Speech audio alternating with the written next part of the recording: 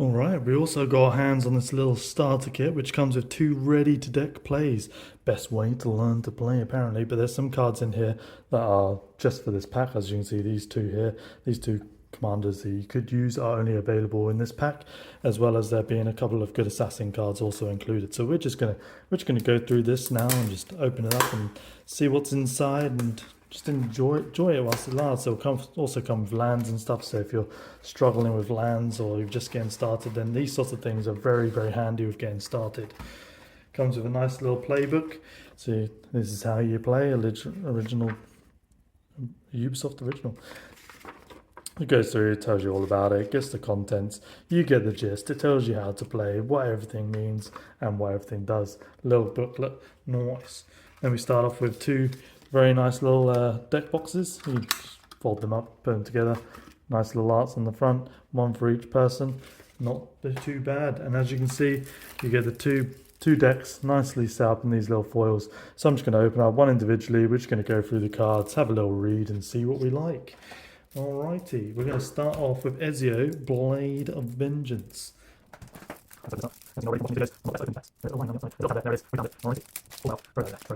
got the command here, Ezio, I should say, Blade of Vengeance, Death Touch, and also when an assassin you control does combat to a player, deal a card. This is like what's it called? That green card. I can't remember his name now. He's been out of rotation for standard, and he was only in it when I first started playing. Anyway, very good for drawing cards. You're going to be building it around a lot of assassins. This deck probably has a lot of assassins in here, and assassins come with very much things like Death Touch and Menace and things like that to make it a lot easier to deal combat damage to a player. So getting that little draw off of that little assassins thing is very good. Achilles Davenport, there you go, free running, which is also good when dealt damage. You can cast this for free running cost, and it comes out with Menace and other assassins. You get 1+1. Nice, very handy indeed. I'm not going to go through all the cards, but I'm just going to read the ones that kind of jump out at me. This one's pretty good just for this deck, so you can return both this creature to its hand, choose one or both. Return target creature to its owner's hand, or target player search their library for Ezio Blade of Vengeance, which is the card that was at the top. So this is pretty good and to bump. It's pretty expensive, but it's pretty good to bump something back and also let you search for the main card of your deck, basically. And it comes with 2 copies of those. Rooftop Bypass. Whenever one or more non-token creatures you control deal damage, like I said, assassins make it very easy. Assassin take creature with token with Menace. So there you go. It comes with Menace, Death Touch, something that makes it a little bit easier to deal a bit of damage to your opponent. And then when it does, you make a 1/1. So not bad at all. All right, Tranquilize for 3. Blade Veteran. Oh, this is actually one of the cards I wanted because as long as it's your turn, it gets flying. So as an assassin, like I said, makes it a little bit easier to get in there, deal some damage. Not a lot of people. Well, there are quite a few creatures with flying, but it's just another mechanic that you can use to kind of get across, do a little bit of damage, then cast one of your little spells with free running. Where is he? Yeah, there he is. Achilles Davenport. Do a little free running. Like come first turn. If it's your first turn, you can do pay 1, bring this in. Turn 2, you play yourself a swamp, and then you just attack with flying as long as there's no blockers. Bring in Davenport for his free running cost on turn 2. Pretty handy indeed, and I get 2 of those in there. Very nice indeed. Brothered Spy, Assassin's Den, 3 per +1 counter on target creature you control. That's pretty expensive because it's a 4 to get down, and then it's a 4 to put any counters on something, so that's okay at best. Merciless Harlequin, nice. It's got that little free running as well. When it enters the battlefield, you draw a card and lose a life.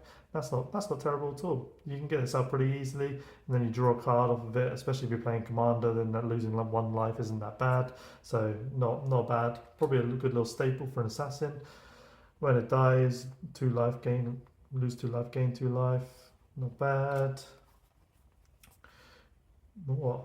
Free running cost of 4, but it is a 6/3. So that is pretty good. Doesn't have anything else, but it is a 6/3, so just a bit of a beater. So if you are just going to play these decks, this is probably the guy that you're going to want to get out for your finishes, because 6/3, especially if you're Davenport doing +1s, it's pretty big. Flash, you can bring this in end of turn, pretty good, or to block if needs be. Then you get the dual lands, nice. And then, this is another card that I want to whack in the commander because it's even though it's only one and it's only an uncommon one, and it gains your choice of flying, death touch, lifelink until the end of the turn. So realistically, you're picking flying or death touch, so that it can do that little bit of combat damage to then get that free running stuff of everybody else basically. Sorcery restart sequences is just a reanimate, but then you get 2 if you've done that little bit of damage. So expensive if just normal, but then if you get that free running cost, very, very good. Not bad. It's a shame there's only 1 copy in here, but good if you're doing a little commander deck. And then you got your islands and your swamps and things like that. So that is deck number 1. Not bad at all. And then you get your assassins tokens. Nice. Deck number 1 down. With the main cards being probably these 2 boys, and then a couple of other little staples that are also very good. We'll leave those 2 there, and we'll tidy up and then do the second deck.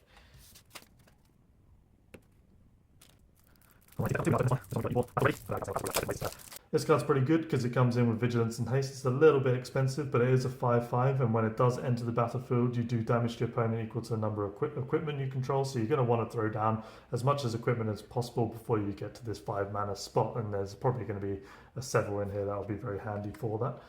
So you've got Escape Fortress, Defender, Reach. When other creatures you control get 1/0.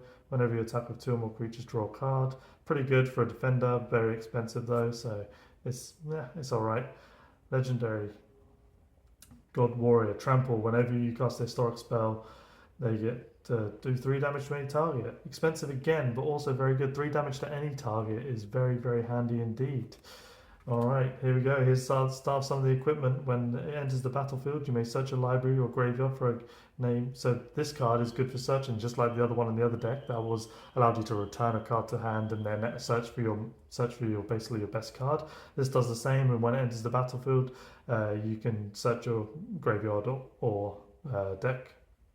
Is it search? You may search. Yeah, your library. Search your library or graveyard for a card named Evor, the battle ready. Reveal it, put it into your hand and search. So this is very good because then you can just search for your best card basically. So 2 copies of those is pretty good. I'm going to scroll through until I see something else. Keen Eye Raven. This is also quite nice because you get a little flying. So when the Keen Eye Raven enters the battlefield, you also get +1 counter on another creature you control. So you can start just ramping up a little bit, which is always good. Another artifact, equipment. So there's a creates 1/1 head splitter. Equipment gets +1. So you're just going to be wanting to put down as much as this with this deck. You're just going to be wanting to put down as much equipment as you possibly can, and then using those to attach onto whoever is your big hitter that you eventually pull. Instant for 3 damage to any target creature. If you control equipment, it also does 2 damage to that creature's controller. So that's pretty good.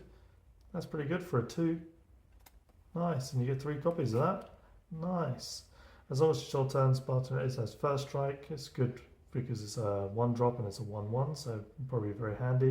And also you can pay 2, so late game you can keep on just buffing it up until it gets to wherever you need, and you can do that in between the steps. So as long as you've got 2 mana spare, you can wait till the blockers and then pump it if needs be. Get 2 copies of those. Hey, this is the one I wanted. If you're running this equipment deck, you need this Bureau Headmaster. Helps with equipment on both sides, costs 1 less to cast, costs 1 less to activate. So that means that quite a lot of the equipment will either be 1 or none to attach to your creatures, and also 1 less to cast. So if you are doing things like putting it in this Raven Clawhammer, you only need that 2, and then the equip cost is 2, so you need 3 mana basically to put it in an equipped or something, whereas beforehand you're paying 3 and then 2, so 5, so you just reduce everything by 2. 3 copies of that, very, very good. And then we're on to, I've got the dual lands, same as the other deck. More equipment. Hookblade. When Hookblade enters the battlefield, attach the target creature you control. Very handy, don't have to pay the equipment cost on the first time it's used. Equipment creature gets 1/0. As long as it's your turn, equipped creature gets flying, so it's very good for the assassin stuff too. So you can, if you've got like menace, then you can whack this on them, get a +1. Also has flying on your turn, makes it easier to get through. Ezio, we got this in the other deck as well as that. This is the picture from the card, the top of it. Hey, whenever Arbazmir or another non-token historic permanent enters the battlefield under your control, deals 1 damage to your opponent, and you gain 1 life. Very nice, very cheap as well to get out, not bad at all. Another viewpoint, and then we got the planes. Very nice indeed. Straight out of the box is obviously very easy to see what sort of archetype and stuff they're going for. The second deck with the red-white is going very much for get your equipment down and then attach it to your big creatures when you get to about turn 5 or 6.